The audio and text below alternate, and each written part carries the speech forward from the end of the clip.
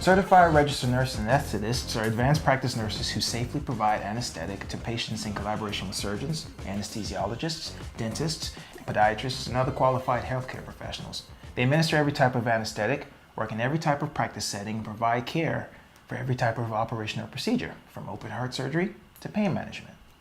Nurse anesthetists have been providing anesthesia in the United States for over 150 years, beginning with the care of the wounded soldiers during the Civil War. Let's hear firsthand what it takes to become a nurse anesthetist. My name is Dwayne Handy. I'm a certified registered nurse anesthetist, also known as CRNA. We're responsible for managing patients undergoing any kind of surgical procedure, which means we'll assess the patient, evaluate them, formulate an anesthetic plan, and carry out that plan to meet the patient's needs. I was first introduced to the fact that nurses provide anesthesia while I was training to become a respiratory therapist. At that time, we were required to have airway management skills, and the only way we could get that is by working or following someone in the operating room. I was completely unaware that nurses provided anesthesia. I thought it was only provided by the anesthesiologist. But once I found out that nurses provide anesthesia and I saw the responsibility that they had, I knew immediately that's exactly what I wanted to do. As I grew up, I've always had the desire to care for people.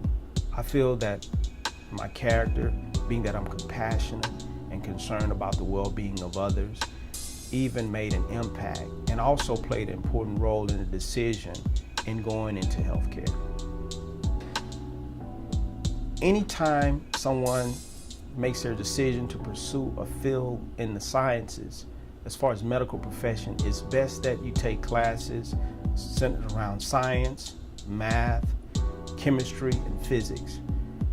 If you pursue those classes, they should provide you with a foundation in order to prepare you for college, and that will also cause you to become even more interested in the medical profession. As far as my degree, I initially, as I mentioned previously, started off as a respiratory therapist, so I have an associate degree in respiratory therapy. I also have a bachelor's of science in nursing, in which I completed that degree at Grambling State University.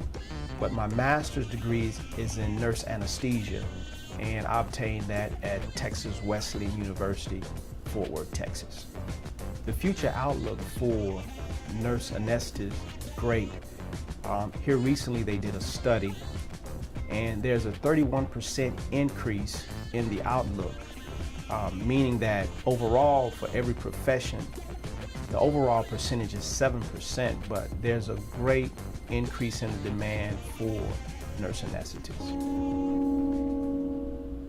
As a young person, if you come to the conclusion that you have a love for science, math, and also have a caring heart, nursing or any field in the healthcare probably will be for you. Just recognize that the sacrifices that you have to make, the fact that you have to spend numerous amount of time in studies, but never focus on the time or the length that it'll take you to complete whatever goal you have set before you. Just take your time, work hard, do the very best you can, and stay focused.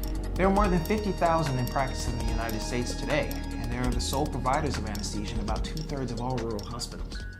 To become a nurse anesthetist, you must first become a registered nurse, or an RN, with a Bachelor's of Science degree and at least 1 year of experience in acute care setting. The next step is to apply to an accredited nurse anesthesia program. These graduate programs can range in length from 2 to 3 years. Yeah, well, becoming a nurse anesthetist requires a lot of dedication, but you're going to be handsomely compensated.